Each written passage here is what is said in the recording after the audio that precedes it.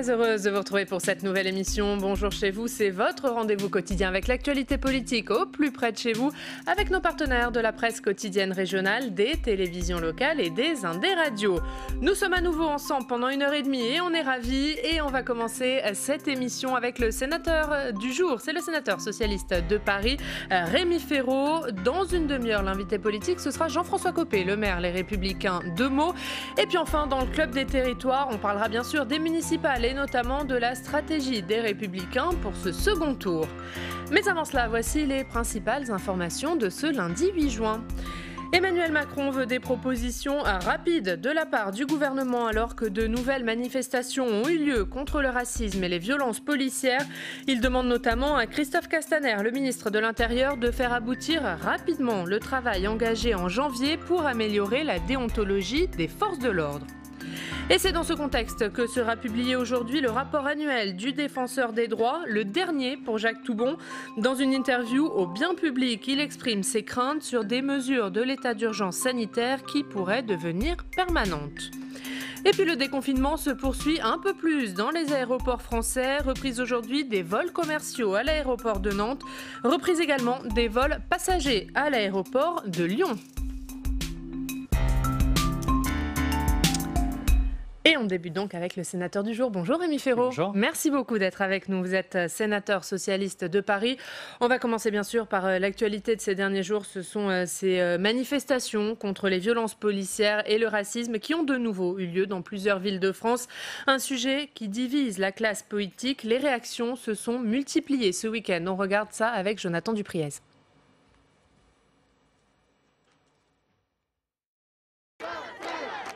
L'onde de choc provoquée par la mort de George Floyd continue de se propager en France. Paris, Lille ou encore Marseille. Samedi, selon les chiffres du ministère de l'Intérieur, 23 000 manifestants ont bravé l'interdiction de rassemblement pour dénoncer le racisme et les violences policières. Pas de justice, pas de paix. Le débat enflamme l'opinion et voit réapparaître des clivages marqués entre gauche et droite. Le patron des Républicains, Christian Jacob, et malgré la pression de la rue, assume faire bloc derrière les forces de l'ordre. Sur cette manifestation, bien sûr, sur la lutte contre le racisme, on ne peut pas trouver une cause plus noble que celle-ci. Mais ça n'existe pas. Des violences policières en France, et c'est un mensonge. Ça n'existe pas. A l'inverse, l'extrême gauche cherche déjà des responsables au gouvernement. Pour le leader de la France insoumise, Jean-Luc Mélenchon, Christophe Castaner doit porter le chapeau. Il a une responsabilité, Christophe Castaner, totale. Mais elle est absolue. Absolue, parce que c'est lui la tête de la pyramide. Selon les ordres qu'il donne et l'attitude qu'il adopte, le reste du commandement et de la hiérarchie applique. Il a laissé aller à chaque étape en défendant tous les abus. S'il ne s'est pas encore exprimé publiquement, Emmanuel Macron aurait, selon le journal Le Monde, mis la pression sur Christophe Castaner. Le président aurait exhorté le locataire de la place Beauvau à faire des propositions pour améliorer la déontologie des forces de l'ordre. Rémi Féraud, est-ce que vous les soutenez, ces manifestations interdites, on le rappelle, vu l'état d'urgence sanitaire ? C'était en effet difficile, vu la situation, de faire des manifestations, mais ceux qui manifestent pour protester contre le racisme, contre des violences commises par certains policiers, oui, ils ont raison. Sur le fond, mais est-ce que sur la forme, ils ont raison de manifester dans le contexte actuel ? Je pense qu'il faut aussi prendre compte de cette volonté de manifestation et il y a eu plusieurs rassemblements avec très peu d'incidents, donc il y a bien une volonté de manifester pour manifester une opinion, une revendication qui est juste. Il faut bien voir que depuis 3 ans, la dégradation de la relation entre la police et une grande partie de la population française est un des échecs patents du gouvernement. Donc, pour vous, c'est dégradé, le lien de confiance est rompu entre la police et la population, pour vous ? Il y a toujours eu des difficultés.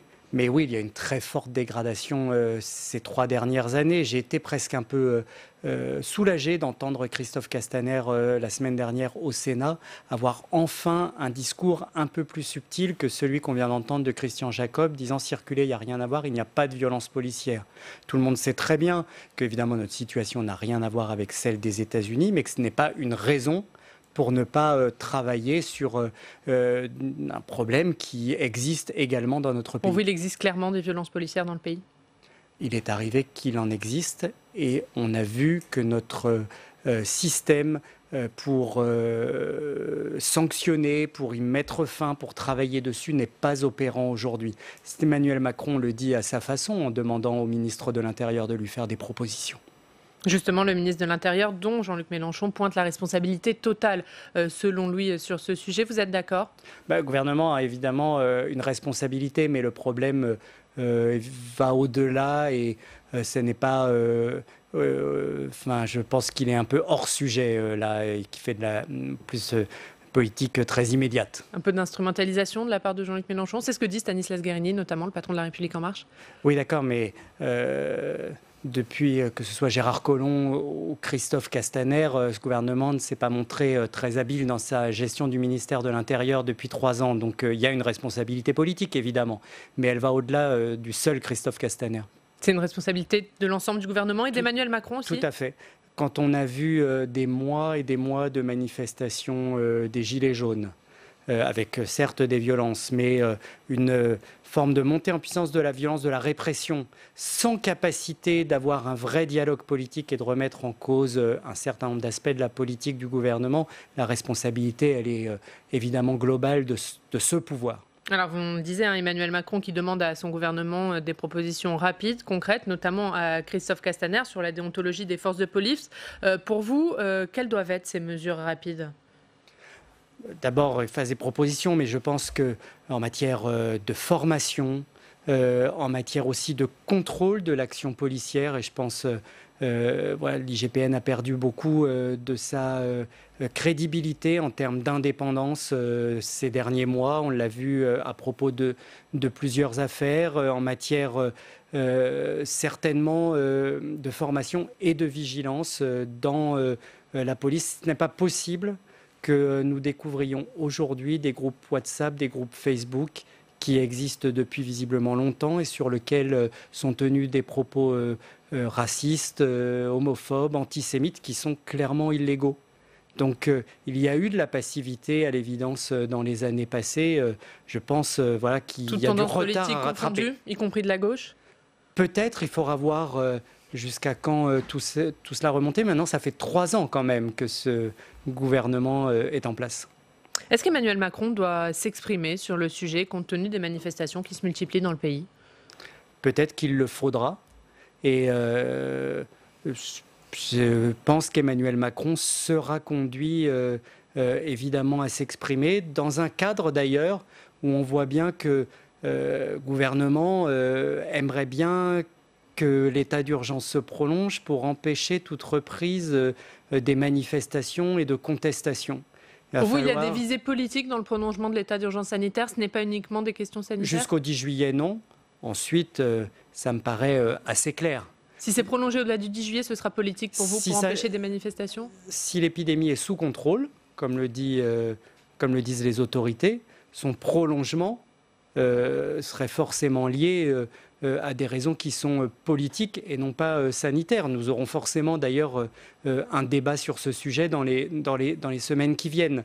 Mais je pense que par rapport à la question du racisme, des tensions qui existent dans la société, oui, Emmanuel Macron sera conduit à s'exprimer. Mais il n'est pas nécessaire qu'il le fasse dans l'immédiat pour vous. Ça, c'est à lui de voir, pas à moi de dire. Vous ne le demandez pas dans les prochains jours. Est-ce que vous craignez un risque de débordement, un risque d'embrasement suite à ces manifestations et à ce contexte ?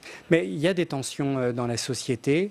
On sort d'une période de confinement. Il y a une crise économique et sociale. Il y a une politique qui est très inégalitaire de la part du gouvernement. Il y a une forme le risque de l'effet cocotte-minute. Donc bien sûr qu'il y a des risques de tension dans la société. Il y a des tensions et un risque important dans la société. Allez Rémi Féron, on va parler de l'actualité au Sénat et pour cela, on va accueillir notre journaliste parlementaire Fanny Conquis.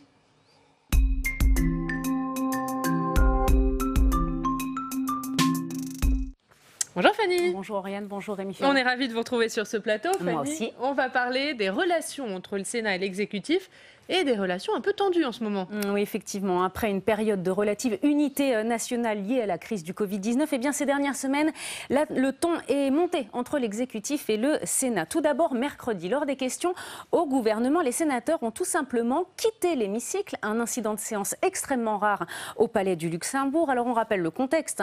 Un sénateur LR interpelle le gouvernement sur l'organisation des déplacements ministériels où les élus de l'opposition ne semblent pas les bienvenus. La porte-parole du gouvernement invoque alors les consignes sanitaires et l'intelligence collective dont il faut faire preuve. Une réponse qui suscite la colère des sénateurs LR. Regardez. L'application stricte des mesures barrières, des gestes de distanciation et des gestes barrières doit être notre priorité pour que ces déplacements ministériels puissent se dérouler dans de bonnes conditions. Je conçois aisément, monsieur le sénateur, qu'il soit parfois difficile de comprendre ces situations, qu'il puisse y avoir des frustrations, de l'incompréhension, mais je crois qu'il ne faut là y voir absolument aucune malice politique ni aucun privilège qui soit adressé à qui que ce soit. Et je m'étonne que dans une enceinte démocratique, d'aucuns estiment qu'il s'agit de quitter la salle. Autre source de tension, le rapport de la commission d'enquête sur l'incendie de l'usine Lubrizol en septembre dernier, un rapport au vitriol présenté jeudi dernier qui dénonce notamment la gestion de la crise par l'État. Regardez, l'identification du risque sanitaire a été à la fois tardive et incomplète, mais les sénateurs soulignent également qu'il y a un problème lié à la politique de prévention des risques depuis 40 ans. Je vous propose d'écouter Hervé Morel, le président de cette commission. Il y avait une méconnaissance des produits qui étaient sur le site de Lubrizol. Et on a constaté aussi, après une enquête qu'on a effectuée auprès de l'ensemble des préfets de France, que c'est une situation qui est quasi généralisée sur l'ensemble du territoire. Donc on a des sites Seveso, c'est-à-dire des sites qui présentent une dangerosité, avec des produits chimiques qui peuvent être dangereux, mais on ne sait pas quels sont ces produits, on ne sait pas s'ils sont dangereux, on ne sait pas ce qu'ils contiennent. Donc on demande, et ça nous paraît tout à fait indispensable, qu'il y ait d'une manière générale à l'avenir une communication de la nature des produits qui sont détenus sur les sites Seveso en direction des autorités de l'État. Alors il y a un troisième élément qui ne risque pas d'arranger les choses, c'est la future commission d'enquête sur la crise du Covid-19 qui sera mise en place à la fin du mois de juin. Le président du Sénat déclarait la semaine dernière « Nous avons vu à la fois des solidarités exceptionnelles, mais aussi des manques, voire de graves manques dans certains nombres de domaines ». Alors évidemment, plane dans les esprits le souvenir de la commission d'enquête sur l'affaire Benalla. Enfin, dernier élément, on sait qu'Emmanuel Macron a envoyé une lettre au président du Sénat, de l'Assemblée nationale et du Conseil économique, social et environnemental. Une lettre pour leur demander de soumettre d'ici un mois des propositions sur l'après-Covid. Objectif, susciter la concorde nationale, réfléchir ensemble à la fin du quinquennat. Mais on apprenait hier dans un indiscret du JDD que Gérard Larcher n'avait pas vraiment apprécié cette démarche. Regardez, le Sénat ne travaille pas pour l'Élysée ni sur injonction du président de la République, selon un proche cité dans le JDD. Voilà, le ton est donné, Oriane. Merci beaucoup, Fanny. Effectivement, le ton est donné. C'est tendu en ce moment, les relations entre le Sénat et l'exécutif. Vous le constatez ? Mais ça l'est depuis le début de ce quinquennat. Il y a deux rôles du Parlement. Il y a le rôle de voter la loi. Et pour cela, disons-le, très souvent, la majorité sénatoriale de droite s'entend assez bien avec le gouvernement, l'autre jour pour voter Stop Covid ou pour toujours refuser d'augmenter la fiscalité des plus riches. Nous-mêmes, nous avons été, comme la grande majorité du Sénat, nous n'avons pas voté contre et parfois voté pour un certain nombre de lois sur l'état d'urgence parce qu'il y avait besoin de cette législation. En revanche, sur le rôle de contrôle du gouvernement par le Parlement, et notamment par le Sénat, on dirait que le gouvernement a beaucoup de mal à s'y faire. Et pourtant, le Sénat est dans son rôle. C'est souvent l'Assemblée nationale qui n'a d'ailleurs pas été dans son rôle en n'étant pas à l'initiative pour le contrôle du gouvernement. Dans une démocratie, c'est vraiment un rôle essentiel du Parlement. Et on dirait souvent que l'exécutif aimerait bien être seul sur Terre à cet égard, mais ça ne se passe pas comme ça. Et justement, il y a un exemple, c'est le gouvernement qui envisage de créer sa propre commission d'enquête sur la gestion de ce Covid-19, alors que l'Assemblée nationale et le Sénat vont mettre en place leur propre commission. L'objectif, selon cette commission d'enquête, ce serait d'avoir un regard, je cite, indépendant et transparent sur la gestion de la crise. Qu'est-ce que vous en pensez ? Que depuis le départ, là aussi de ce quinquennat, ce pouvoir porte en lui cette part d'antiparlementarisme. Et donc, là, c'est maladroitement essayer de faire diversion, mais voilà, c'est une démarche un peu vaine. Parce que, alors il est dit que ce n'est pas une remise en cause du travail parlementaire. Stanislas Guerini disait hier que ça n'enlevait en rien les prérogatives des commissions d'enquête. Pour vous, il y a quand même de l'antiparlementarisme ? Dans l'esprit, oui. Cette incapacité à concevoir un équilibre des pouvoirs où le Parlement joue son rôle, de contrôle du gouvernement en particulier. Donc pour vous, elle ne doit pas être créée, cette commission d'enquête ? D'ailleurs, ce n'est pas vraiment une commission d'enquête, c'est presque une commission d'évaluation. De consultation, d'experts Non, je pense que non, bien sûr qu'elle ne doit pas être créée. Je ne suis pas sûr d'ailleurs qu'elle verra le jour ou qu'elle remplira son rôle. Quand ça va parallèlement au fait qu'on doit être à une 60aine d'ordonnances depuis 3 mois qui ont été prises. Donc vous voyez que la loi qui n'est plus faite vraiment par le Parlement, il y a une dérive. Il y a une dérive et je pense qu'il est temps d'y mettre fin. De quelle manière ? En laissant au Parlement, en respectant le Parlement. La réponse de Sibeth Ndiaye, ça n'avait pas grande importance, mais c'était comme une caricature de mépris des parlementaires.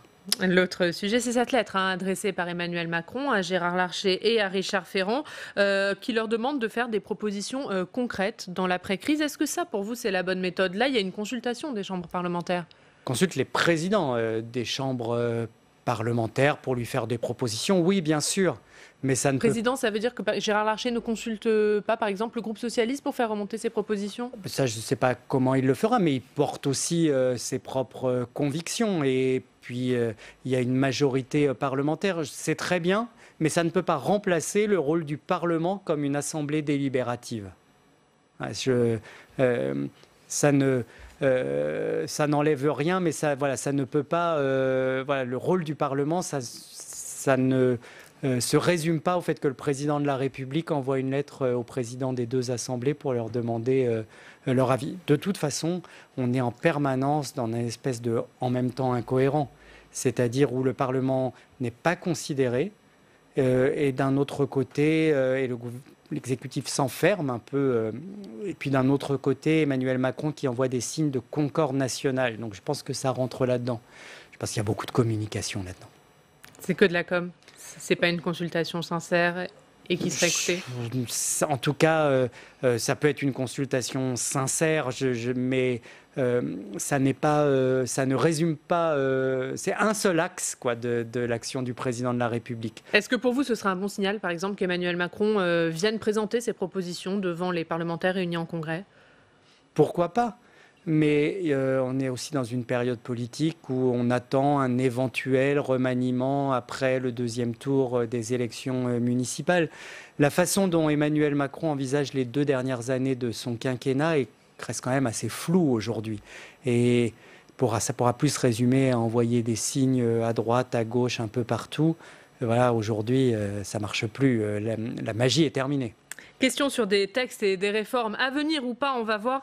Mercredi sera présenté en Conseil des ministres le 3e budget rectificatif, 40 milliards avec des mesures en soutien notamment au secteur en difficulté, le tourisme, l'automobile, l'aéronautique. Est-ce que vous le voterez, ce budget rectificatif ? J'en sais rien parce que nous ne l'avons pas encore vu. Il n'est pas encore été présenté au Conseil des ministres, c'est cette semaine. Nous le réclamions parce que de toute façon, il y a dedans des mesures nécessaires. Est-ce qu'il couvrira tous les champs ?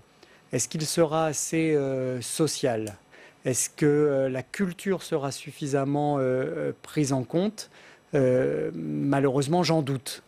Donc, nous jugerons sur pièce, nous aurons un débat parlementaire. Mais si on nous refuse à nouveau des mesures de solidarité que nous avions présentées dans le précédent projet de loi de finances rectificative, je doute à ce stade que nous le votions, mais attendons le débat. À voir. Il y a une petite musique dans la majorité qui fait revenir la réforme des retraites, qui dit qu'elle ne serait pas totalement abandonnée, que c'est une question de calendrier. Est-ce que pour vous, il faut remettre ce débat sur la table au Parlement ? Bien sûr que non, ce serait de la folie. Mais vous voyez bien par rapport à ce que nous disions il y a quelques minutes, il va falloir que le gouvernement et le président de la République choisissent ce qu'ils veulent faire. Soit c'est la concorde nationale, soit c'est à nouveau de provoquer, de créer beaucoup de tensions dans la société avec un projet de loi aussi contesté que les retraites. Je ne pense pas que verra le jour. C'est vraiment pas la nécessité de l'heure, mais voilà, on voit bien qu'il y a beaucoup de flou sur la direction des prochains mois, sachant que nous portons une demande qui nous paraît absolument indispensable, c'est que le gouvernement abandonne vraiment la réforme de l'assurance chômage qu'il veut mettre en œuvre à la rentrée de septembre, dans une période... Muriel Pénicaud dit que des discussions sont en cours. Pour vous, il faut un abandon total? Bien sûr. Ça vraiment... en plus, le gouvernement le justifiait par le fait que le chômage diminuait. Cette justification a disparu. Donc ça me paraîtrait un point très positif de concorde nationale et d'une orientation qui soit plus sereine et qui permette en effet d'associer plus largement et d'apaiser la société aussi et de rassurer les Français. Il y a un autre texte dont l'examen a été stoppé par cette crise, c'est la loi bioéthique qui contient notamment la PMA pour toutes. Est-ce que là, vous dites qu'il faut que ce texte vienne rapidement au Parlement avant l'été? Oui, avant l'été ou juste à la rentrée, mais avant l'été, ce serait mieux. C'est la seule loi progressiste qui a été présentée par le gouvernement depuis 3 ans. 3 ans après, elle n'est toujours pas adoptée. Mais nous souhaitons bien sûr qu'elle soit adoptée. Là aussi, je vois qu'il semblait que En Marche, gouvernement, président de la République, renonce plus facilement à la loi bioéthique et à la PMA pour toutes que à la réforme des retraites. Voilà, je crois qu'il faut inverser les priorités. En tout cas, c'est notre conviction au Parti socialiste et à gauche, bien sûr. Allez, Rémi Féraud, on va parler de Paris, on va parler des municipales, on va voir ensemble votre revue de presse avec Fanny Conquis qui revient.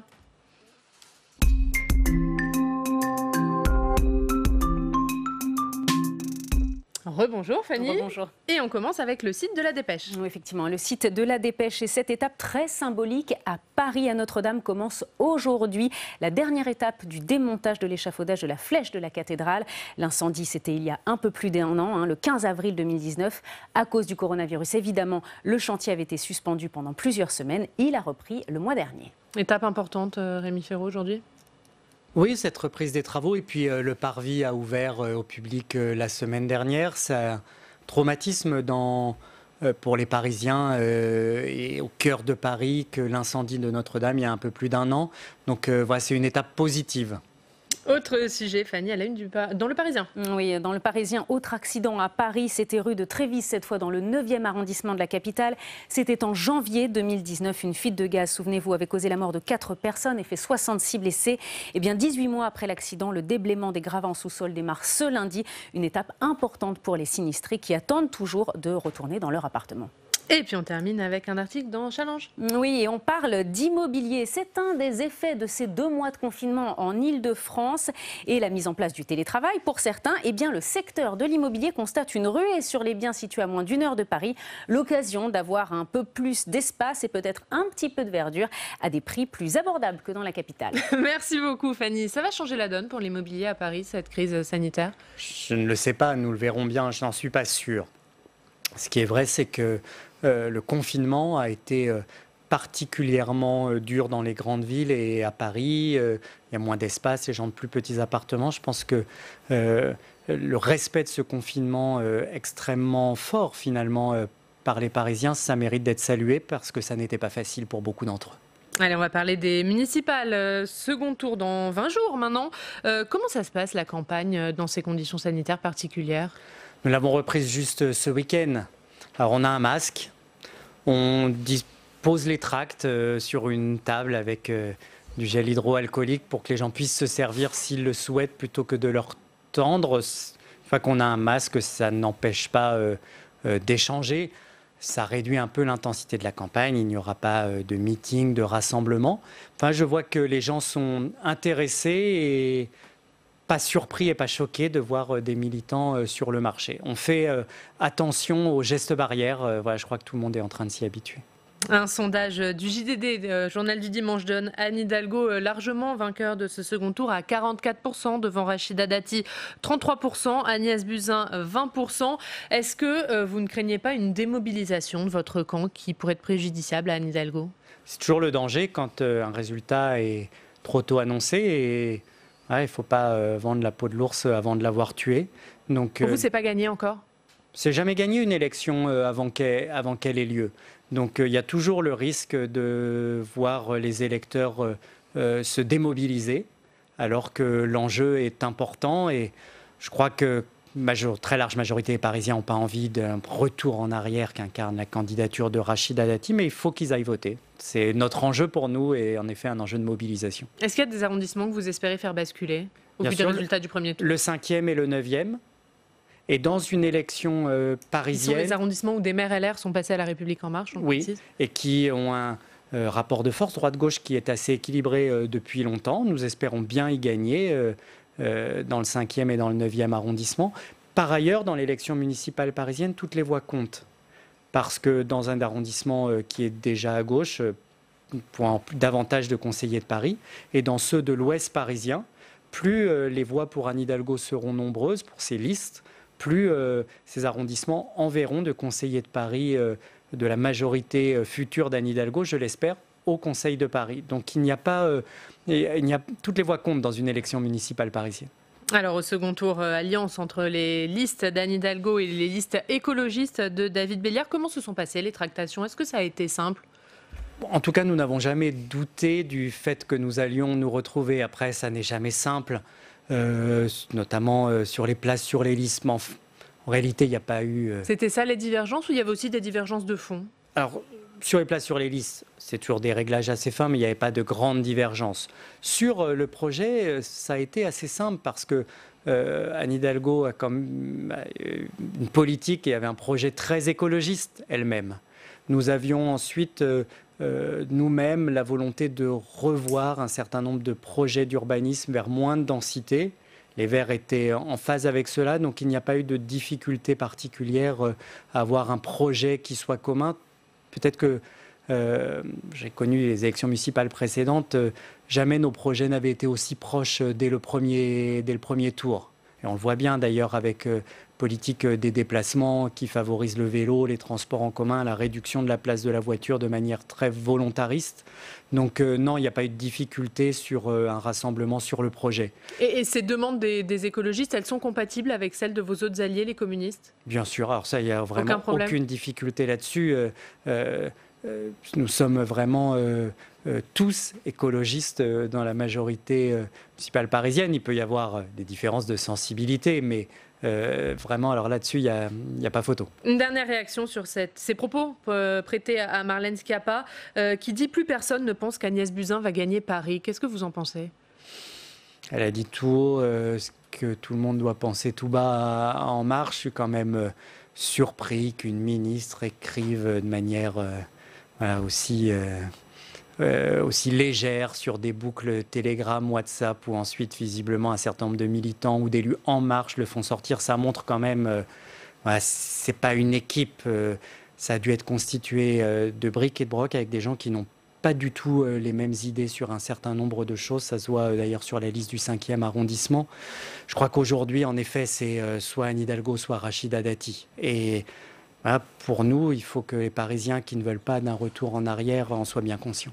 Merci beaucoup. Merci Rémi Féraud d'avoir été avec nous ce matin. Dans 2 minutes, l'invité politique, c'est Jean-François Copé, le maire Les Républicains de Meaux. Mais d'abord, on va regarder un extrait de Parlement Hebdo. Thème très nuit, Brigitte Boucher recevait Gilles Legendre, le président du groupe La République En Marche à l'Assemblée nationale. Il est revenu notamment sur la commission d'enquête de l'Assemblée nationale sur la gestion du Covid.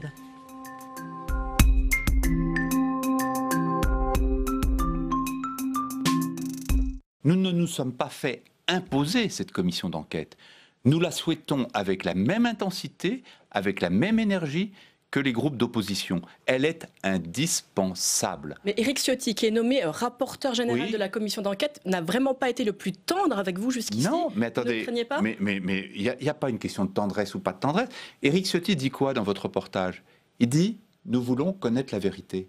Eh bien oui, nous voulons, nous aussi, connaître ça veut dire la que la vérité. mission d'information qui existait avant, puisque en fait cette commission d'enquête est issue de la mission d'information, n'a pas permis de faire toute la lumière. Non, Brigitte Boucher, leur objet est radicalement différent. La mission d'information était là pour contrôler l'action du gouvernement pendant la gestion de la crise sanitaire, sous tous les aspects d'ailleurs, pas que sanitaire, économique, social, et comprendre les mesures du gouvernement, le confinement, le déconfinement, le rythme, les mesures de protection, les mesures de prévention. C'est C'était ça son objet. Parce qu'Éric Ciotti dit le temps de la vérité commence. On n'est plus dans le temps de la communication. Donc avec la mission d'information, c'était le temps de la communication. Par contre, dire ça, c'est de la communication. Et ça ne m'intéresse pas beaucoup. Non, la commission d'enquête, elle doit comprendre pourquoi et comment nous avons géré cette crise. Sur la gestion des masques, n'auriez-vous pas mieux fait d'admettre dès le début de la crise qu'il y avait une pénurie de masques, inciter par exemple les Français à fabriquer les leurs, plutôt que de dire, à l'époque on se rappelle tout de même ces mots, de dire que les masques ne servaient à rien, que les Français ne sauraient pas les mettre. Est-ce que vous l'admettez aujourd'hui que c'est vraiment... Je pense que c'était une erreur de dire ça, mais ce n'est pas une erreur qui a été faite au hasard. Au même moment, l'Organisation mondiale de la santé disait la même chose. Vous savez, ce qui caractérise, et ça c'est un des résultats de la mission d'information. C'était pas pour cacher la pénurie ? Non. Mais c'était une erreur, vous le recommettez c'est une erreur, de facto, puisque c'était un point d'abcès, un point de fixation qui a été un élément perturbateur de tout ce qu'on pouvait faire de très bien par ailleurs.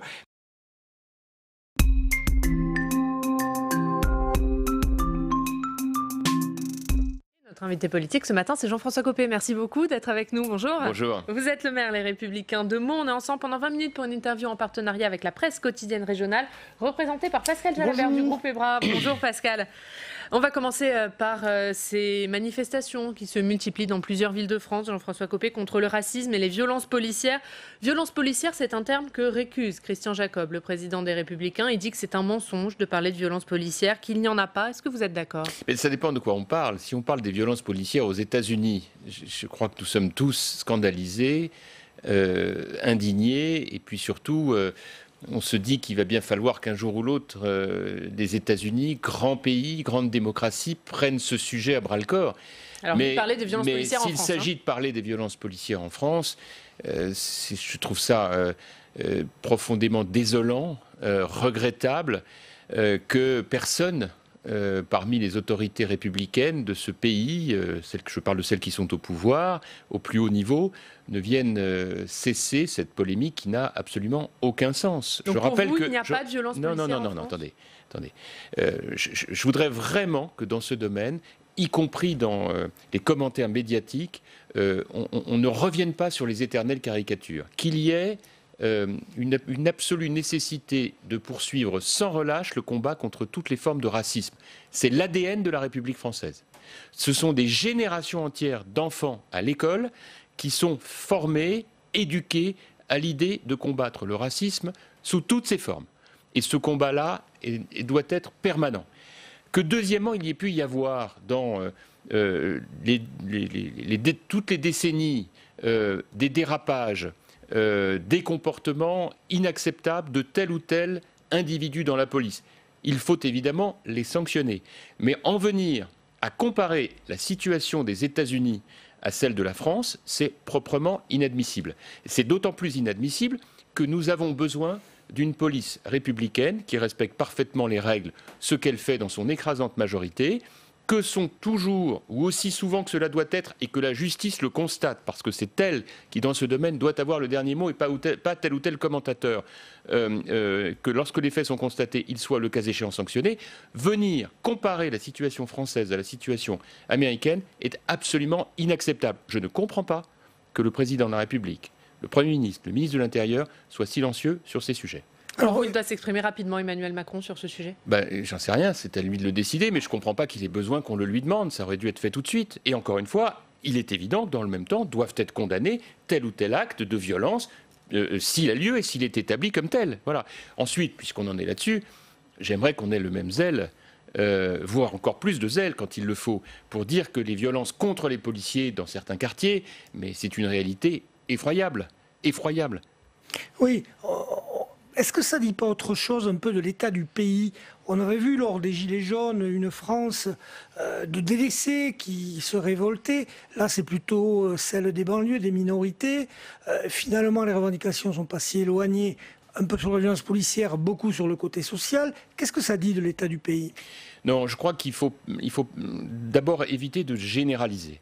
Je voudrais qu'on fasse vraiment la différence entre, puisque vous parlez des Gilets jaunes, le cri de révolte parfaitement légitime de millions de Français, d'ailleurs ceux qui portaient le gilet jaune comme ceux qui n'en portaient pas, face au niveau beaucoup trop élevé des impôts et des charges, qui écrasent une bonne partie de nos compatriotes qui veulent pouvoir travailler et gagner plus et qui sont écrasés de charges et d'impôts. Bon.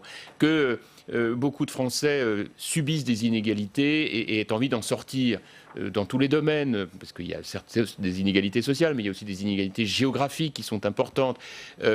C'est évident que ça nécessite une vraie politique publique. Mais de grâce, ne faisons surtout pas le mélange entre ça et ce qu'est devenu aujourd'hui, ce que sont devenues aujourd'hui des agitations de l'extrême gauche, dont on sait pertinemment que leur combat militant est un combat qui est à la fois anti-républicain et violent.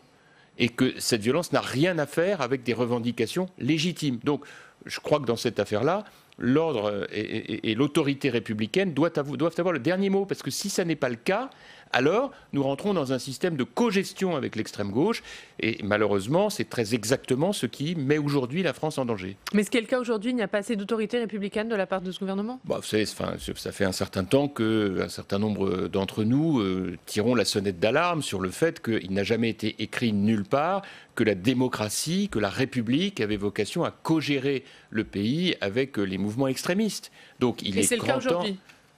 Dans un certain nombre de domaines, lorsque j'entends un président de la République ou un gouvernement, selon les cas, ou un certain ministre, accréditer les thèses qui sont aujourd'hui des thèses de militants d'extrême gauche dont l'objectif est de contester un certain nombre d'institutions, dont la police républicaine, je dis il faut faire attention, parce que ça va très vite, les dérapages. Non, ben voilà, après on ne va pas en passer des heures là-dessus, vous m'avez parfaitement compris.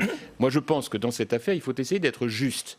Lorsqu'il y a des violences commises par un policier à un moment donné qui ne sont pas conformes à la légalité républicaine, bien sûr que ça doit être sanctionné.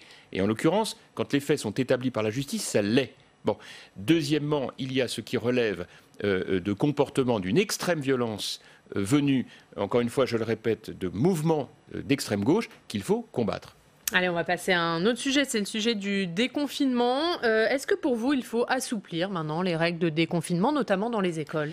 Alors, moi, je voudrais vraiment, ce matin, avec vous, tirer la sonnette d'alarme, parce que je crois qu'on on est passé dans l'excès inverse. Autant, je pense, comme tout le monde, qu'il était important de prendre un certain nombre de décisions de confinement au pic de la crise, en suivant d'ailleurs les recommandations des experts, autant je ne comprends pas. Alors même que les experts scientifiques ne cessent de dire, notamment le comité chargé de cela, qu'il faut alléger, que l'on continue de paralyser, comme on le fait, soit certains secteurs entiers de l'activité, soit certaines régions. Je suis maire de Meaux, élu francilien, je peux vous dire que personne ne comprend que des mesures aussi rigides soient imposées jusqu'au 22 juin. Que pour des raisons de prudence, il l'ait été un peu plus longtemps que les autres régions. Je l'entends évidemment parfaitement.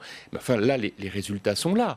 Tous les indicateurs négatifs sont en très forte baisse et je vois des situations absurdes. Lorsque je dîne dans un restaurant à Meaux, comme ce fut le cas ce week-end, et que je me retrouve dans une terrasse glacée parce qu'il fait froid et que pendant ce temps-là, la salle intérieure du restaurant est vide, et que nous sommes à l'extérieur avec d'autres clients en train de dîner assez serrés finalement, et ayant froid, je me dis mais c'est le monde à l'envers. Alors que à quelques kilomètres, dans les départements limitrophes d'Île-de-France, ce problème ne se pose pas.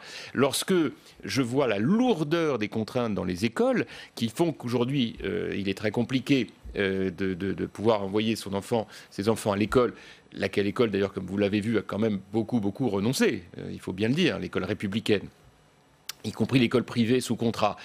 Je me dis, on ne peut pas continuer comme ça, il faut assez vite prendre des décisions. Ça a été compliqué pour le maire que vous êtes, cette réouverture des écoles ? Oui, mais enfin moi, dès le 11 mai, j'ai pris évidemment la décision de prendre toutes les dispositions pour que les écoles soient ouvertes, et elles l'ont été dans les conditions sanitaires les plus strictement respectées. Mais nous avons une pénurie de professeurs significative, comme vous le savez. Oui, alors les budgets des collectivités sont exsangues, les entreprises ont du mal à redémarrer, un grand plan est en cours et se prépare. Que faut-il faire ? Je pense que ce qui est absolument indispensable, c'est de tirer parmi les leçons à tirer de la gestion de cette crise, une leçon qui, de mon point de vue, est majeure. Il faut laisser les acteurs locaux traiter ce qui relève de leurs compétences. Donc, s'il doit y avoir un desserrement des contraintes, elle doit être à la fois réglementaire et elle doit être de manière ciblée budgétaire. Non pas au sens où nous demandons plus de dotations, ce n'est pas le sujet, mais au sens où un certain nombre de contraintes très lourdes sur la gestion de fonctionnement doivent être allégées, au moins provisoirement. Je pense à ce que les experts appellent la contrainte dite de Cahors. Alors ça, c'est une bonne décision de l'avoir allégée, c'est l'exemple type. La contrainte de Cahors, on va le rappeler, c'est la limitation des dépenses à 1,2% pour les grandes collectivités. Sinon, on paye une amende. Bon, alors bon, ce dispositif avait quelques effets pervers, notamment parce qu'il ne tenait pas du tout compte des villes qui, les 4 ou 5 dernières années, avaient anticipé cela en gérant bien leurs finances. Il se trouve que ce fut le cas à Meaux et que nous étions sur la même longueur, mis sur la même niveau d'égalité que des villes qui n'avaient pas forcément bien géré. Mais enfin, je mets ça de côté, mais je peux plus facilement le dire sur la chaîne Sénat où nous écoutent beaucoup de maires qui comprennent ce que je veux dire. Mais en revanche, du point de vue technique, mais simplement, il faut absolument alléger les contraintes, c'est absolument indispensable de le faire. J'espère que l'État va en tirer un certain nombre de conséquences. L'État qui a mis en place un plan pour aider ces collectivités territoriales, on parle d'un plan de 4,5 milliards, c'est une bonne chose pour vous? Tout dépend de la manière dont l'argent sera géré et utilisé, mais je pense que de façon générale, il faut faire redémarrer l'économie, que les communes, les départements, les régions sont aujourd'hui les principaux donneurs d'ordre pour la construction dans le domaine du BTP par exemple, mais pas seulement, tous les services publics, on est un moteur majeur pour redresser le pays, il est indispensable d'en faire la priorité aujourd'hui.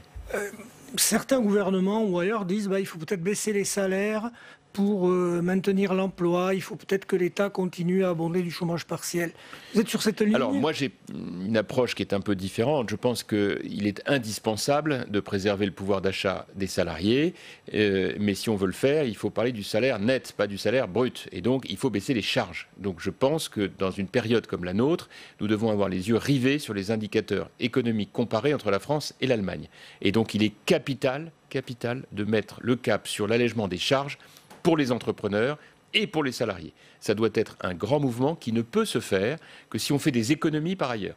Et c'est ça le grand sujet de l'avenir. Il faut organiser les choses pour que notre pays puisse redémarrer à travers ses acteurs, qu'ils soient salariés, professionnels indépendants ou entrepreneurs. Et c'est ça qui est en jeu aujourd'hui, beaucoup plus que d'imaginer des baisses de salaire qui aujourd'hui mettraient les Français concernés dans des situations de réelle précarité.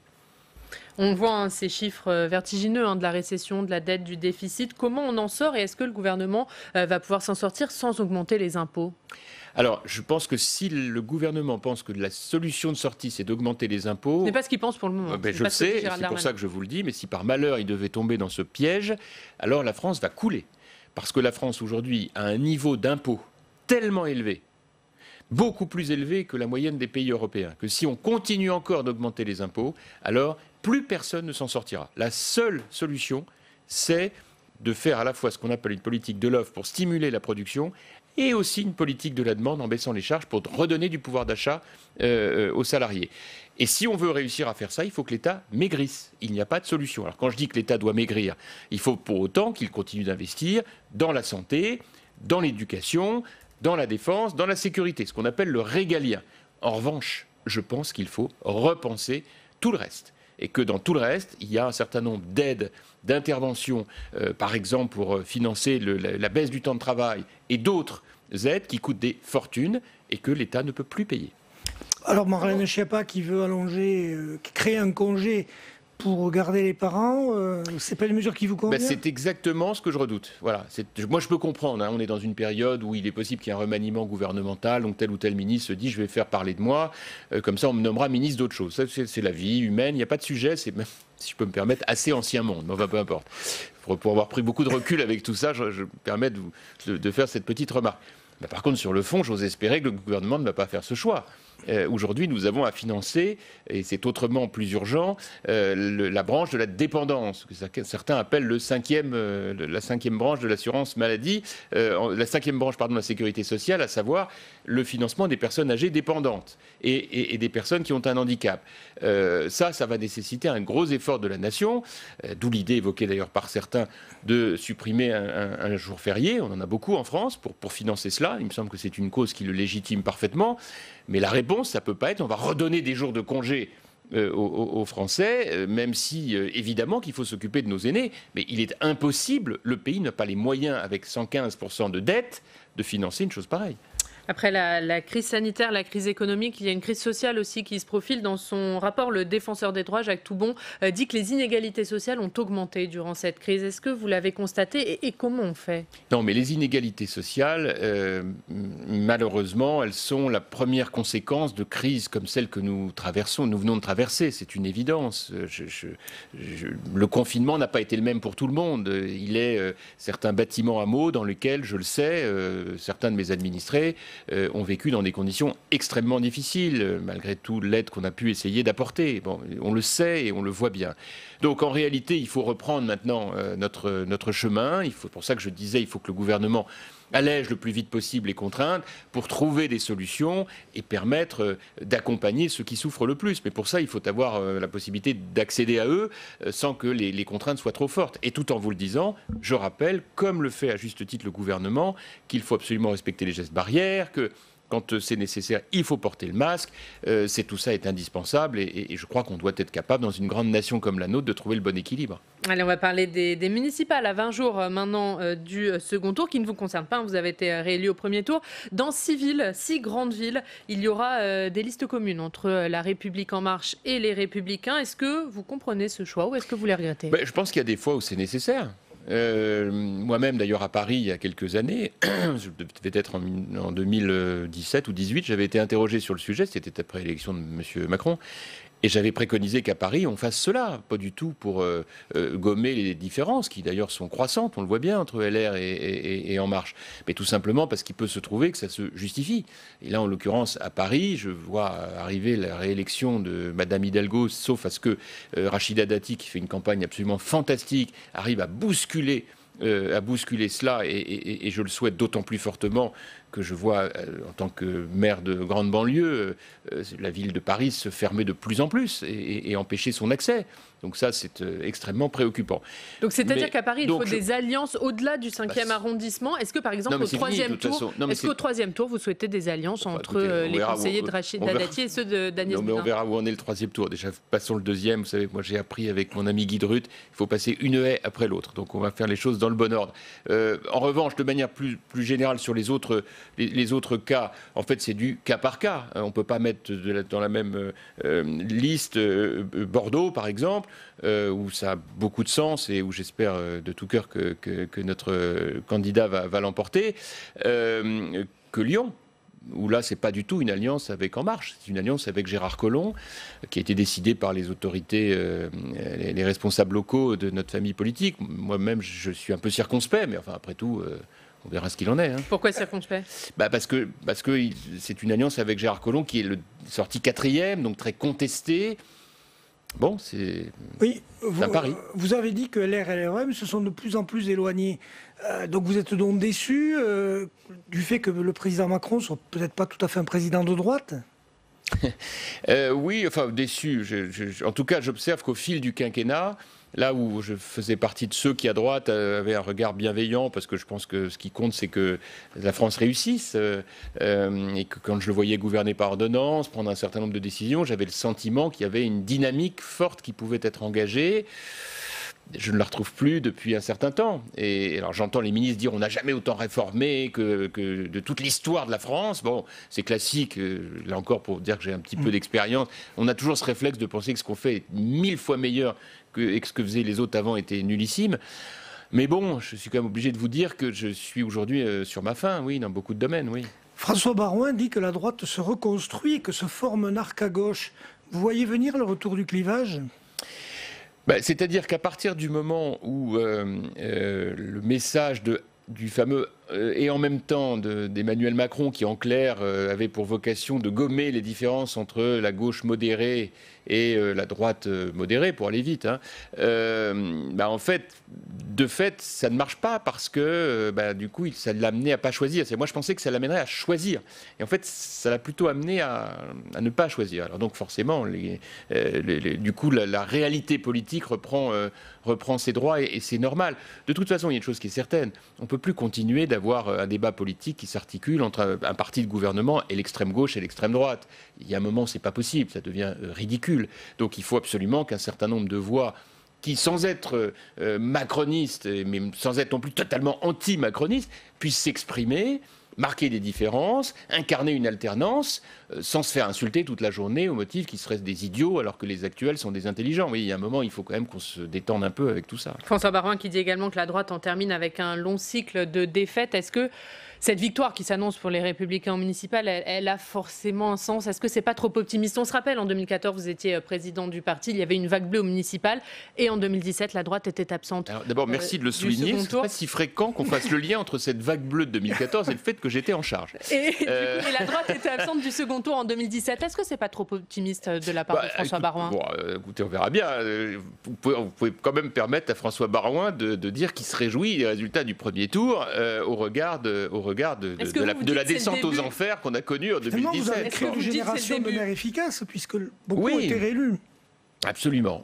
Simplement, non, ce que je veux juste vous dire, c'est que le premier tour a montré quand même que la vague bleue de 2014, qui a permis à la droite de conquérir en 2014 69% des villes de plus de 9000 habitants, ce premier tour des municipales a été très, très encourageant et a conforté effectivement l'ancrage de la droite française dans les territoires. Bon.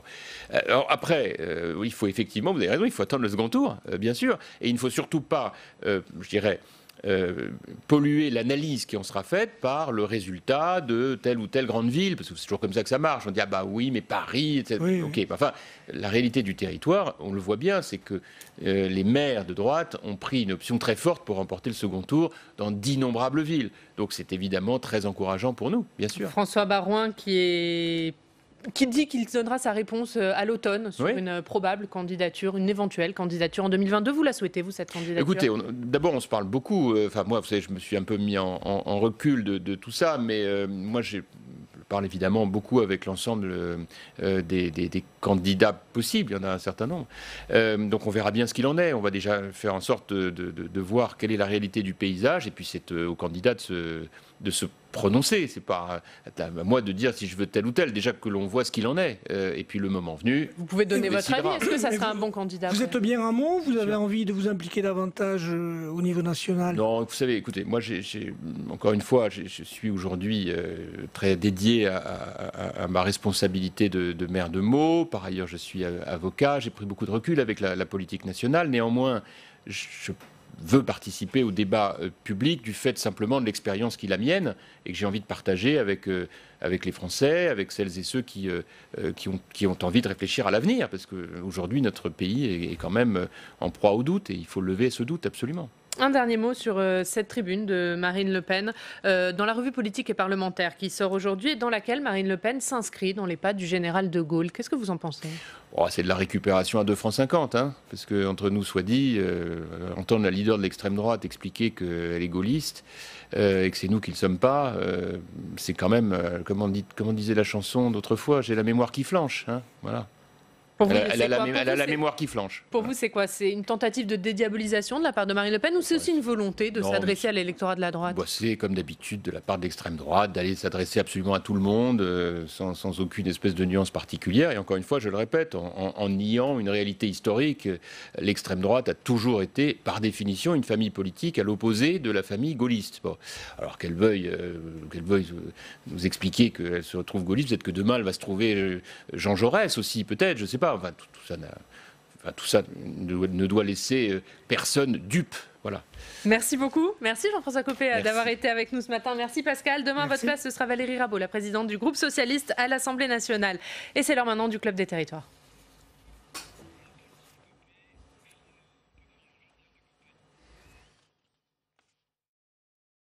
La Mutuelle nationale territoriale, la mutuelle des agents des services publics locaux, vous présente le Club des territoires. NJ, acteur engagé dans la transition zéro carbone des régions, vous présente le Club des territoires.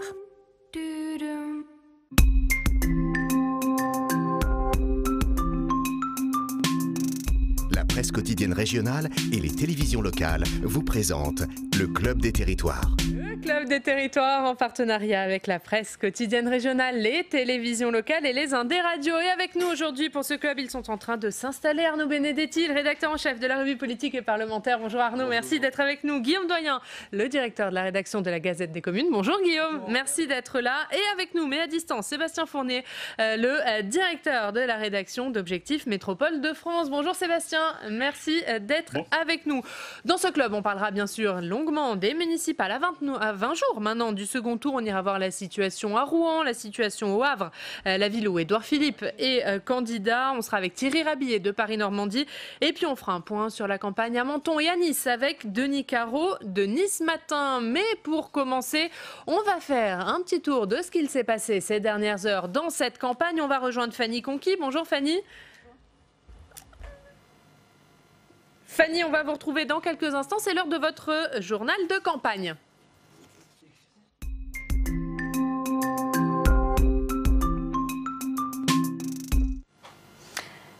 Et on commence ce journal de campagne. Et on commence ce journal de campagne à Lille avec samedi le ministre des Comptes publics Gérald Darmanin qui a fait le déplacement dans le Nord. Largement réélu le 15 mars dernier, le maire de Tourcoing est venu à Lille pour soutenir la candidate La République En Marche, Violette Spilbou. Cette offensive vise évidemment la maire socialiste Martine Aubry, en poste depuis 19 ans dans la ville, car pour Gérald Darmanin, eh bien, tout est encore possible dans cette triangulaire qui s'annonce entre le PS, les Verts et La République En Marche. Pourtant, la candidate du parti présidentiel n'a pas le soutien du candidat de la droite, éliminé au premier tour, le sénateur Marc-Philippe Daubresse. On prend maintenant la direction de Marseille. Jean-Luc Mélenchon ne s'était pas prononcé lors du premier tour des municipales, mais pour ce second tour, eh bien, le député de la France Insoumise a choisi de soutenir la candidate de l'Union de la gauche, Michèle Rubirola. Au premier tour, la candidate du printemps marseillais avait créé la surprise en devançant Martine Vassal, candidate de droite soutenue par le maire sortant LR Jean-Claude Gaudin. Je vous propose d'écouter Jean-Luc Mélenchon, il est au micro de nos confrères de la Provence. Je crois que du point de vue de l'intérêt de la ville et de sa respiration, la population, les citoyennes, les citoyens de Marseille ont intérêt à se tourner du côté de la liste que dirige Madame Rubirola. On va parler maintenant de la situation à Paris, où Anne Hidalgo creuse largement l'écart face à ses rivales. Regardez, selon un sondage IFOP fiducial pour le JDD hier, eh bien, la candidate socialiste alliée aux écologistes obtiendrait 44% des intentions de vote. C'est 11 points de plus que Rachida Dati, les Républicains, à 33% et 24 points de plus que la candidate LREM, Agnès Buzyn, à 20%. Et malgré cela, eh bien, du côté de la République En Marche, on ne veut pas se laisser abattre. Stanislas Guérini déclarait hier qu'il n'y a aucun combat qui est plié d'avance. Nous allons nous battre pied à pied. Déclaration donc du délégué général de La République En Marche dans le grand jury hier. Enfin, pour terminer ce journal de campagne, cette information à La Rochelle. Cette fois, le candidat de la droite et du centre, Bruno Léal, a annoncé ce week-end son soutien à Olivier Falorni. Le 15 mars dernier, le candidat de droite n'avait pas pu se maintenir pour le second tour. Après avoir tenté en vain des fusions avec les deux candidats arrivés en tête, eh bien, c'est finalement le candidat d'hiver gauche, Olivier Falorni, qu'il a décidé de soutenir. Merci beaucoup Fanny pour ces dernières infos de campagne. On vous retrouve tout à l'heure pour la revue de la presse quotidienne régionale. Un mot Arnaud peut-être sur Jean-Luc Mélenchon qui s'est donc positionné pour ce second tour et il soutient la gauche à Marseille. Oui, alors il y a deux solutions. Soit ce sont les préliminaires à une union de la gauche qui se construirait au niveau national, ou est-ce que Jean-Luc Mélenchon vole au secours d'une éventuelle victoire? Il est dans sa ville, il pense à l'avenir aussi de l'implantation politique de son mouvement à Marseille. Ce sont les deux hypothèses. En tout cas, ce qui est sûr, c'est qu'il y aura une focale qui sera très importante sur Marseille, parce qu'une victoire de la gauche à Marseille, d'abord, serait presque un retour aux fondamentaux d'une ville qui a quand même été pendant très longtemps à gauche aussi, et qui serait bien évidemment interprété nationalement comme, disons, un mouvement qui viendrait sceller peut-être un début d'unité à gauche. Allez, on va reparler de Marseille puisqu'on va s'intéresser aux Républicains. Marseille, c'est compliqué pour les Républicains. On va donc s'intéresser à la stratégie de ce parti des Républicains pour ce second tour de la campagne. Arrivé en tête au premier tour, la stratégie du parti pose question dans certaines grandes villes, notamment avec ses alliances entre La République En Marche et les Républicains. On avait sur ce plateau il y a quelques minutes Jean-François Copé, le maire LR de Meaux, qui a été réélu au premier tour et qui justement faisait part de son avis sur cette stratégie de son parti pour le second tour. On l'écoute. Le premier tour a montré quand même que la vague bleue de 2014, qui a permis à la droite de conquérir en 2014 69% des villes de plus de 9000 habitants, ce premier tour des municipales a été très très encourageant et a conforté effectivement l'ancrage de la droite française dans les territoires. Bon.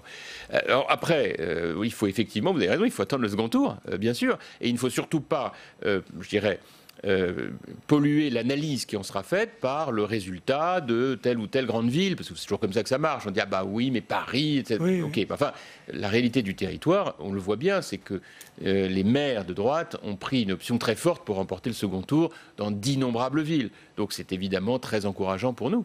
Guillaume Doyen, vous êtes d'accord? C'est bien parti pour les Républicains pour ce second tour? Ils sont bien partis pour être les vainqueurs de ces municipales? Non, absolument pas. On ne voit pas, ou d'ailleurs, ce ne sera pas le grand soir pour eux. Alors, bon, Copé a raison de rappeler qu'il ne faut pas regarder uniquement les villes les plus importantes, les métropoles, etc. Il faudra avoir une analyse fine de ces résultats pour toutes les villes, mettons, de plus de 10 000 habitants, pour toutes les intercommunalités qui vont capter. Mais symboliquement, il n'y aura pas de victoire éclatante, quoi qu'il arrive. Même s'il est intéressant de regarder ce qui se passe dans des plus petites communes, il n'en reste pas moins que ce sont les grandes communes qui sont regardées par les Français et qui déterminent quand même la puissance de feu d'un parti aujourd'hui.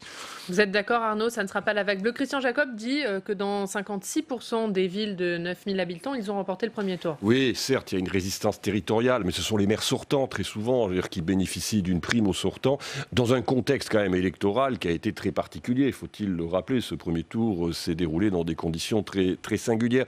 Moi, je crois qu'il ne faut pas tout confondre en l'occurrence. Par contre, ce qu'on va scruter quand même, c'est le résultat d'un certain nombre de grandes villes. Si jamais Marseille tombait à gauche, si Lyon tombait également à gauche, je ne suis pas sûr que l'interprétation politique qui sera faite immédiatement du résultat de ce second tour des élections municipales soit très favorable aux Républicains. Alors, si vous voulez, et puis alors, il y a un autre sujet, c'est-à-dire qu'en fait, vous pouvez avoir un parti qui est enraciné territorialement, qui est un parti de cadre, qui est un parti de notables, mais ça ne transforme pas forcément ce parti en une force politique gagnante pour d'autres élections. On a dans l'histoire des partis qui ont eu de très belles implantations et qui ont maintenu d'ailleurs presque leur marque par des implantations territoriales fortes. Ça a été le cas pendant de très nombreuses années du Parti radical, mais le Parti radical qui s'est transformé ensuite en radicaux valoisiens et en parti radical de gauche, n'a jamais eu véritablement ensuite une offre politique, c'est le moins qu'on puisse dire, nationale. Donc il faut faire attention aujourd'hui, je crois, être très prudent sur l'interprétation et la lecture qu'on fera de ces résultats, parce que tout cela, pour l'instant, reste très brumeux. Et parmi les villes qui seront scrutées pour ce score des Républicains, Sébastien, il y a bien sûr Marseille, dont parlait Arnaud. Marseille détenue par les Républicains, mais Marseille où la droite part divisée. Oui, la droite est divisée, en effet. Elle peut encore gagner, c'est encore possible, cela dit. Les jeux ne sont pas encore faits. On voit c'est une élection par secteur, il faut le rappeler. Dans certains secteurs, en effet, si la gauche est plutôt bien partie, les jeux ne sont pas encore faits dans d'autres. Et puis, il y a le troisième tour, il ne faut pas l'oublier. C'est une élection qui se fait aussi au conseil municipal de Marseille pour le maire. Donc, les jeux ne sont pas faits, même si, en effet, le printemps marseillais a remporté au premier tour quelques victoires. Alors, il y a une stratégie qui pose question, Arnaud, c'est cette question des alliances, où dans 6 des 273 villes de plus de 30 000 habitants, ce sont les chiffres de Christian Jacob, il y a des listes communes entre La République En Marche et entre les Républicains. Est-ce que vous comprenez cette stratégie des Républicains? Est-ce qu'au moment où on veut alterner l'alternance, il est bien vu de s'allier sur le plan local à La République En Marche? Alors c'est vrai que ça pose une question de lisibilité pour une partie de l'électorat. Mais ce qu'il faut noter quand même sur le plan territorial et sur le rapport de force, ce sont plutôt les Républicains qui absorbent La République en marche, en l'occurrence, sur le plan local. Donc la difficulté, certes, pour les Républicains, elle se pose en termes de cohérence, mais elle se pose également pour la République en marche en termes d'implantation territoriale, puisqu'on voit que ces élections municipales, en tout cas au regard des résultats du premier tour, ont marqué les limites de cette implantation territoriale. Je crois que pour les Républicains, il y a la volonté vraisemblablement de tenir un certain nombre de places et de montrer que de toute façon, ils sont encore très forts territorialement, pour ensuite éventuellement rebondir à l'occasion des prochains scrutin. Guillaume, sur ces alliances entre la République en marche et les LR? Moi, je pense on ne peut pas appeler ça une stratégie. Il n'y a pas de doctrine là-dedans. Il y a remportez-moi cette élection. Donc s'il faut s'allier avec un marcheur, alliez-vous avec un marcheur, avec un écolo, etc. C'est sauf qui peut aujourd'hui. C'est un parti moribond quand même, les Républicains. Donc perdre ces places fortes, qu'elles soient de grande taille ou qu'elles soient des plus petites villes, est inimaginable. Mais c'est sauf qui peut que pour les Républicains ou aussi pour la République en marche? François Baroin, dans le journal du dimanche, il voit un coup forcé. Pour tout le monde. Pour tout le monde, il faut sauver l'affaire. Alors évidemment, les Républicains ont un vieil ancrage local, beaucoup plus ancien que les marcheurs qui n'en ont pas pour l'instant et qui voudraient bien conquérir quelques positions ici ou là. Mais ils en sont à dire, si on pouvait avoir, je ne sais plus, 10 000 conseillers municipaux, on serait content. Ils ne parlent pas encore d'avoir des grosses villes, quoi. Donc eux, ils commencent tout doucement. Maintenant, pour les Républicains, c'est simplement, on va s'allier avec qui il faudra. Mais s'il faut s'allier, mon Dieu, avec un socialiste, il serait capable de le faire. Mais l'électeur local, il ne va pas regarder les choses à travers un prisme national. Il va regarder l'offre politique locale, qui aujourd'hui, quand même, n'est pas si marquée que ça, idéologiquement. Un mot sur une de ces villes, Sébastien, c'est Strasbourg, où il y a eu une alliance un peu surprise entre Alain Fontanel de la République en marche et le candidat des LR. Est-ce que là, les LR ne risquent pas d'offrir une ville, voilà, seule grande ville à la République en marche? Absolument. Mais alors, déjà, il faut peut-être reprendre un peu l'historique de cette élection, enfin de la campagne, puisque cette ville qui est détenue par la gauche, comment dire, la gauche n'avait pas vraiment très envie n'avait pas envie de se représenter, était persuadée que la République en marche, Alain Fontanel, qui faisait partie de l'équipe municipale, allait remporter la Manche. Alors Roland Ries, le maire sortant, n'a pas voulu y aller. Robert Herrmann, le président de la métropole, a fait un pas en avant, puis 2 pas en arrière. On ne sait pas trop exactement, puis finalement il a renoncé.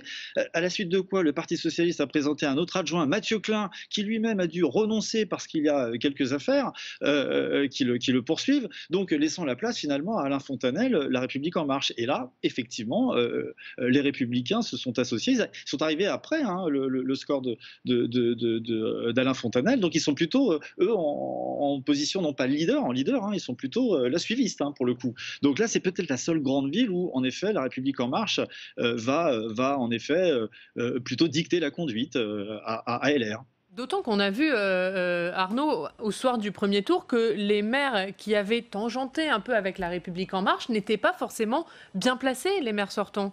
Est-ce que du coup, c'est pas d'autant plus risqué pour les LR ? Peut-être. Ceci dit, encore une fois, je crois que le résultat du premier tour est à interpréter avec les plus grandes pincettes compte tenu des conditions électorales qui ont présidé à ce premier tour. Moi, je crois qu'en effet, il y a du cas par cas, en l'occurrence. C'est que, et ce qui était, en fait...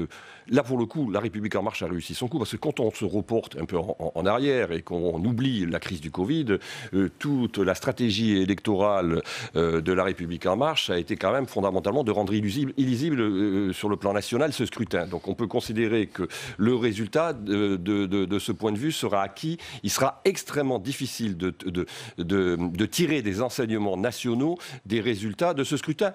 À une exception près peut-être, en l'occurrence, c'est que la gauche a réussi d'une certaine manière à assez bien résister, ce qui n'augure pas de configuration future sur le plan national. Mais plutôt, on voit qu'ils ont réussi à faire alliance dans un certain nombre de villes, entre les Verts, les socialistes, ce qu'ils sont en train de faire à Marseille. Donc il y a une dynamique locale qui est plutôt, de ce point de vue, assez favorable, là aussi sur le plan territorial. Mais des enseignements nationaux, me semble-t-il, du résultat de ce second tour des élections, ça sera très difficile d'en tirer, si ce n'est c'est qu'on est encore dans un processus, j'allais dire, accéléré de balkanisation du champ politique.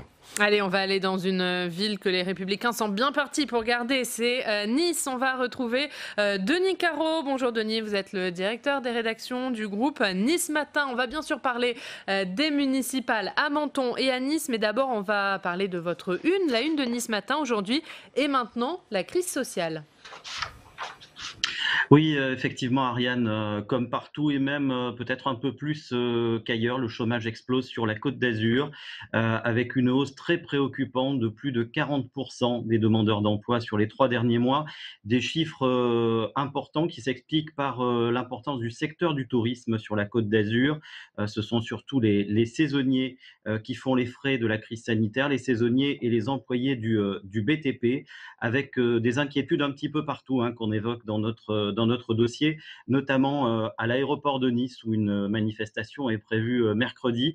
On a appris vendredi que le terminal international, le T1, ne rouvrirait pas avant 2021 et beaucoup d'entreprises et de sous-traitants sont extrêmement inquiets de ce qui va se passer dans les mois qui viennent. Autre sujet dans Nice Matin aujourd'hui, ce sont les conséquences de la crise sur le tourisme dans votre région, notamment dans ces petits villages, ces beaux petits villages, Saint-Paul-de-Vence, Èze, Biot. Oui, des villages cartes postales qui sont effectivement très dépendants du tourisme et qui ont énormément de mal à se remettre de la crise. Pendant 3 mois, ils ont été quasiment totalement désertés. Alors on est allé à Saint-Paul-de-Vence notamment, qui d'habitude accueille 2 millions de visiteurs, de touristes. Et à Saint-Paul-de-Vence, les rues sont vides et tout le monde rivalise d'ingéniosité et de créativité pour essayer de relancer l'activité, les commerçants, l'office de tourisme. Et la situation est comparable à Gourdon et Èze, 2 magnifiques villages perchés de la Côte d'Azur, et à Biot, la cité des Verriers, qui elle aussi attend les touristes.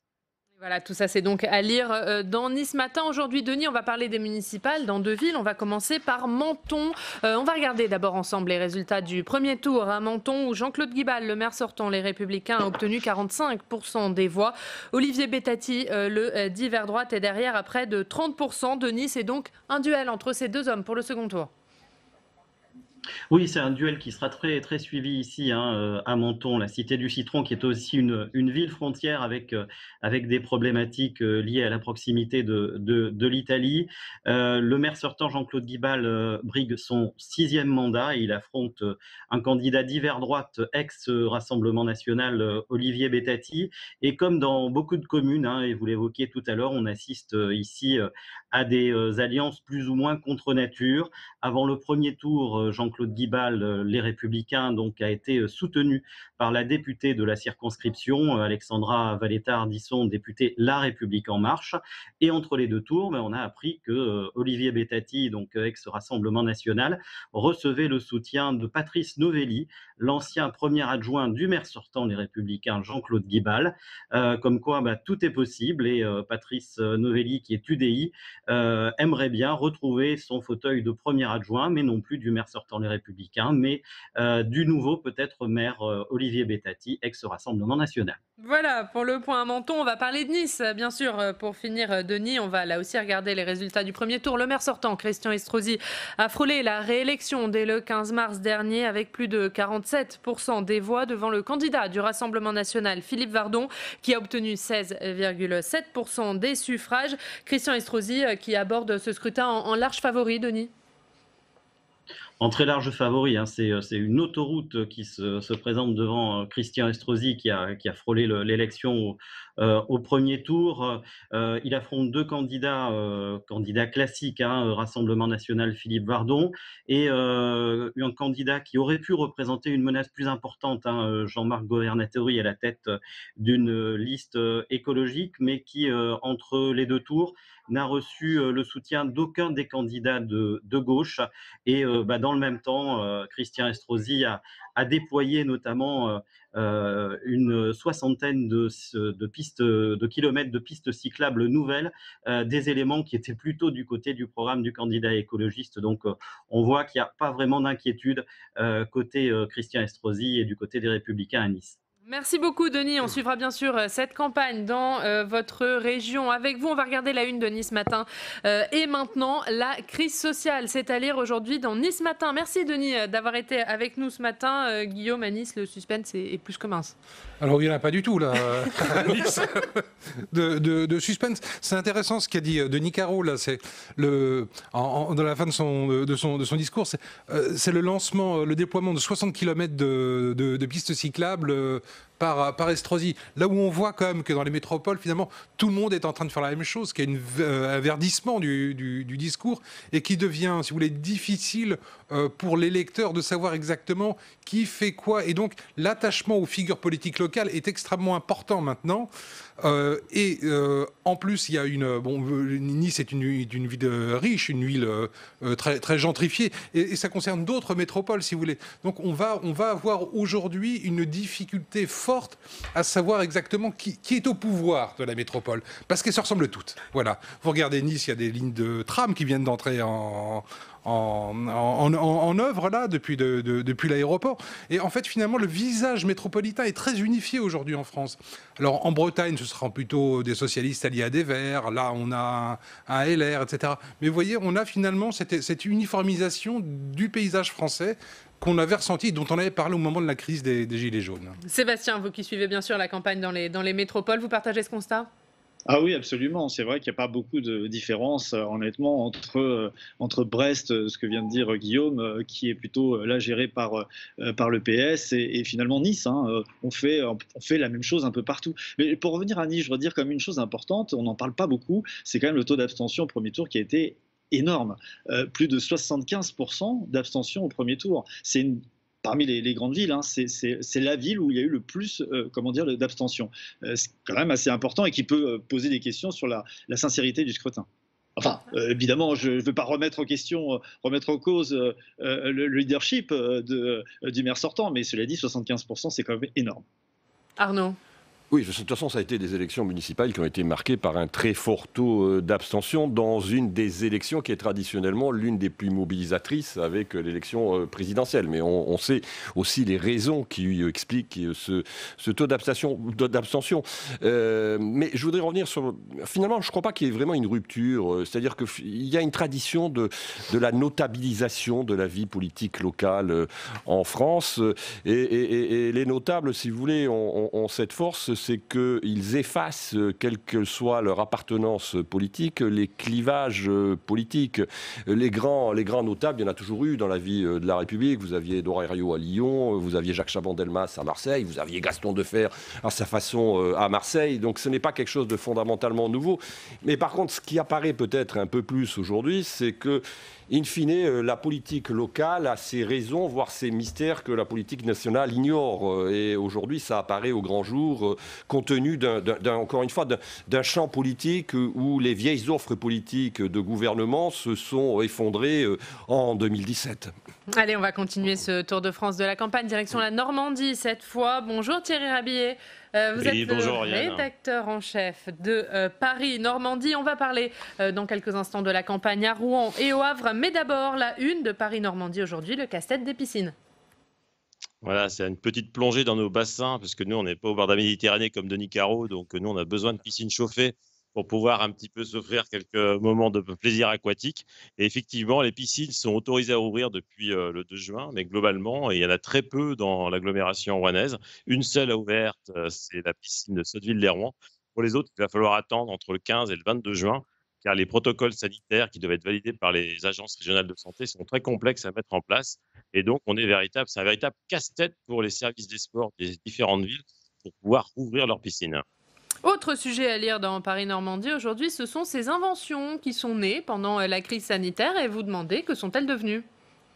Exactement, on a vu fleurir un petit peu partout sur les territoires des géotrouve-tout pendant cette période de la pandémie, des gens qui essayaient d'inventer des EPI, des équipements de protection individuelle. Donc on a vu des gens construire chez eux des visières en plastique, des gants, des masques. Et donc aujourd'hui, on est allé voir un petit peu toutes les personnes qui avaient inventé des choses pendant cette période-là pour voir où ils en sont aujourd'hui. Est-ce qu'ils veulent en faire un nouveau commerce, une nouvelle activité professionnelle, ou est-ce qu'ils sont rentrés finalement dans le rang? Est-ce qu'ils sont finalement résolus à revenir à leur métier de base. Donc à chaque fois, il y a des aventures totalement différentes. Il y a une seule invention qui, a priori, pourrait devenir quelque chose d'intéressant et qui pourrait même avoir un succès mondial. C'est le stéthoscope 3D connecté qui a été inventé par un inventeur du côté de Fécamp. Et donc là, il est en train de déposer des brevets, il est en train de se monter en mode start-up. Et donc lui, il a vraiment de forts espoirs. Et pour les autres, pour les entreprises, on revient globalement à l'activité normale. Le marché chinois produit de plus en plus de ces équipements. Donc globalement, il n'y a plus de demande sur le marché franco-français. Mais en tout cas, personne ne regrette d'avoir fait cet effort de guerre, car ça a permis souvent des EHPAD, à des hôpitaux de proximité, de bénéficier d'équipements qui faisaient défaut au plus fort de la pandémie. Et puis Thierry, vous vous intéressez également à ces secteurs en difficulté, notamment l'automobile et l'aéronautique. Effectivement, la Normandie, c'est encore une grande terre industrielle, hein, plus de 2400 emplois, de 83 000 emplois, plutôt 2400 entreprises qui sont concernées par le secteur de la métallurgie et de l'industrie. Donc aujourd'hui, Philippe Anxerian, le président du syndicat de la métallurgie, dresse un petit peu le bilan. Il s'inquiète bien sûr sur le secteur d'automobile. On a entendu des annonces de Renault, je ne vais pas vous les refaire. Il s'inquiète aussi pour le secteur d'aéronautique. C'était un secteur en pleine croissance depuis 30 ans. Et aujourd'hui, avec la baisse des commandes d'avions, eh bien, ce secteur-là, qui est très implanté en Normandie, il souffre. Et donc, Philippe Anxerian lance un appel aux chefs d'entreprise. Il lance aussi un appel aux banques pour leur dire de soutenir dans cette période difficile des industries, car c'est très bien. Une industrie, une entreprise qui disparaît faute de trésorerie, c'est une industrie qui a de fortes chances de se retrouver au tribunal de commerce et de disparaître demain et qui ne renaîtra pas. Allez, on va parler des municipales dans la région normande. On va parler du Havre dans quelques instants, Thierry, mais on va commencer par Rouen. Au premier tour, c'est le candidat de l'Union de la gauche, Nicolas Mayer-Rossignol, qui est arrivé en tête avec près de 30% des voix devant le candidat écologiste Jean-Michel Bérégovoy à 23%. On voit celui du centre, Jean-Louis Louvel, à 16%. Le divers droite, Jean-François Bur, à 10%. Ils étaient donc 4 à pouvoir se maintenir. Comment se sont passées les négociations d'entre-deux tours, Thierry ? Là, on a eu une situation très ubuesque, puisque le candidat soutenu par La République En Marche, Jean-Louis Louvel, a fini par jeter l'éponge la semaine dernière entre les deux tours. C'est quelque chose quasiment d'historique, de rarement vu dans la politique au niveau des municipales. Donc Jean-Louis Louvel se retire et de facto, sa liste tombe. Il n'y aura aucun candidat de la liste Rouen présent au second tour, car les tentatives d'alliance avec Jean-François Bur et Marine Caron, les deux autres candidats dissidents du centre et de la droite, n'ont pas fonctionné, les négociations ont échoué.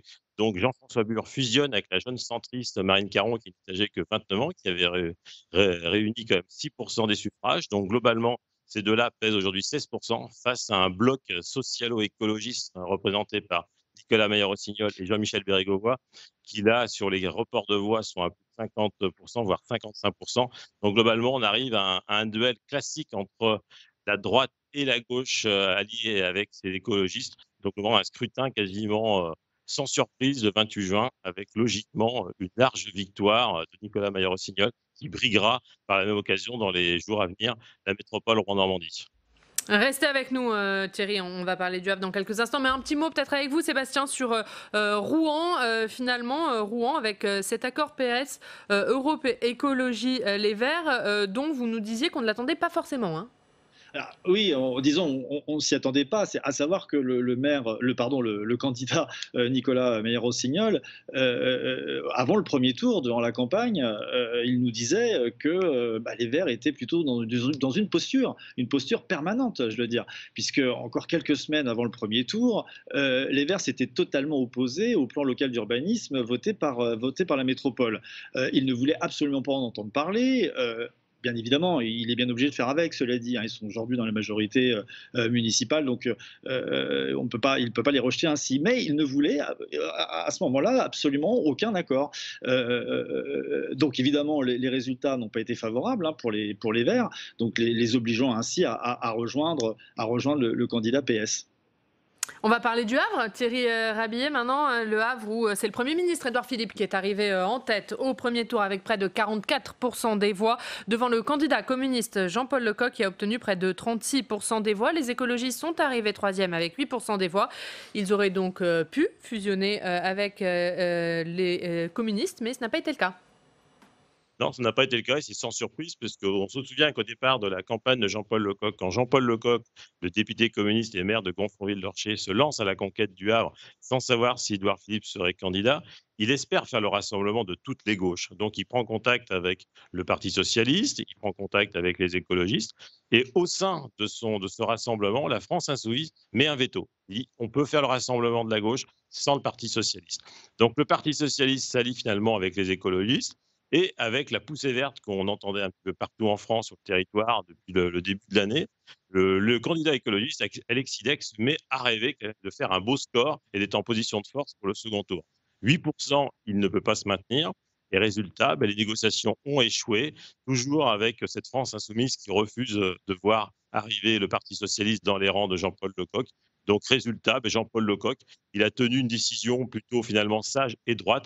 Il a dit, voilà, il y a une cinquantaine de personnes qui m'ont suivi au premier tour. Eh bien, cette liste ne bougera pas. On repart tous ensemble face à Édouard Philippe et advienne qui pourra le 28 juin, avec bien sûr un avantage à Édouard Philippe qui, dans les sondages d'opinion, on voit qu'il sort grandi finalement de cette crise du Covid-19. Donc Édouard Philippe, qui pour l'instant est très discret, contrairement à Jean-Paul Lecoq, qui a redémarré sa campagne ce week-end. Il a notamment accueilli au Havre un enfant du pays, Vicage Dorasso, qui est éliminé, lui, de la course municipale à Paris, l'ancien joueur du Football Club du Hack, qui est venu visiter son ancien quartier à Coquereuil, qui a fait un petit bain de foule avec Jean-Paul Lecoq. Est-ce que ça sera suffisant pour s'attirer finalement des votes qui sont plutôt acquis à la gauche traditionnellement Havre? Ce n'est pas certain. Donc le 28 juin, c'est toujours Édouard Philippe qui est le grand favori dans sa ville du Havre. Merci beaucoup Thierry, on en parlera bien sûr avec vous de cette campagne au Havre, à Rouen et dans d'autres villes normandes. On va revoir la une de Paris-Normandie, le casse-tête des piscines. Un mot rapidement Arnaud sur ce duel, Jean-Paul Lecoq et Édouard Philippe, pas d'union à gauche, est-ce que finalement ça facilite Oui, certainement ça facilite. C'est vrai qu'au soir du premier tour, on pouvait penser que le second tour pour Édouard Philippe serait plus difficile qu'on l'imaginait parce que l'arithmétique était compliquée. Là, il y a deux paramètres, en effet, qui viennent favoriser une victoire potentielle du Premier ministre dans sa bonne ville du Havre. C'est le fait, en effet, qu'aujourd'hui, nationalement, la façon dont il a mené le déconfinement semble, en tout cas, recevoir l'assentiment de l'opinion publique. Donc ça le renforce politiquement. Et puis le fait que la gauche ne trouve pas la martingale de l'union sur le terrain, bien évidemment, constitue là aussi, disons, un facteur supplémentaire qui plaide pour une éventuelle victoire d'Édouard Philippe dans sa ville. Rapidement, Guillaume. Oui, s'il n'est plus maire du Havre, s'il n'est plus Premier ministre, il s'effacera du paysage national. Donc pour lui, c'est vital que de l'emporter. Allez, on va maintenant regarder ensemble ce qu'il y a dans vos quotidiens régionaux aujourd'hui avec Fanny Conqui.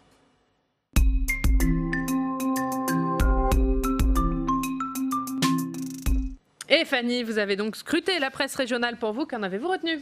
Oui, on commence avec cette revue de presse avec Vaucluse Matin et cette terrible photo. Regardez des océans de plastique. Ce lundi, c'est la journée mondiale des océans.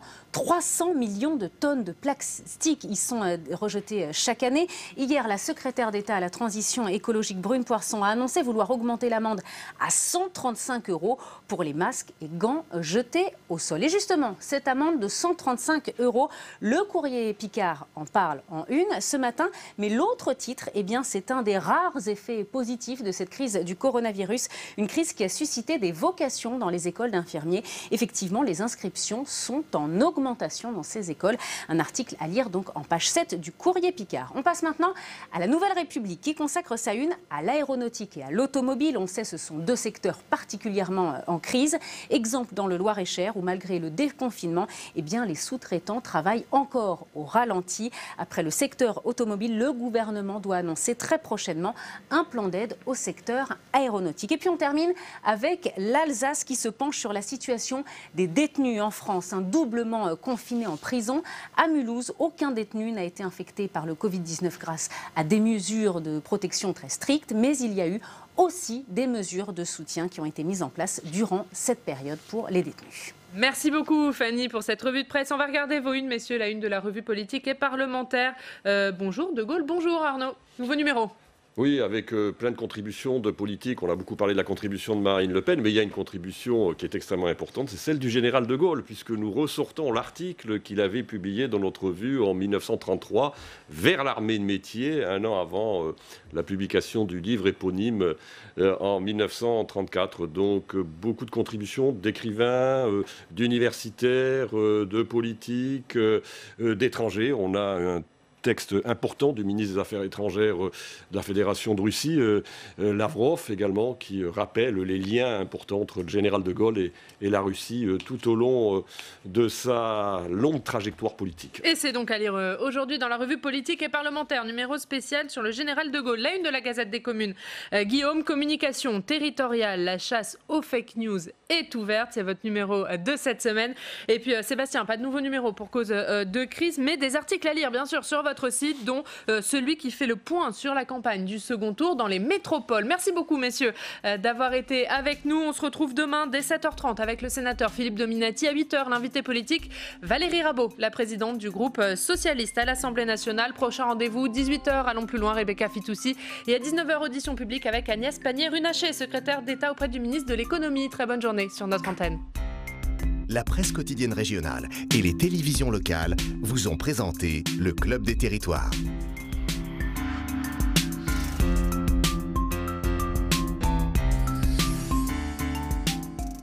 La Mutuelle nationale territoriale, la mutuelle des agents des services publics locaux, vous a présenté le Club des Territoires. Engie, acteur engagé dans la transition zéro carbone des régions, vous a présenté le Club des Territoires.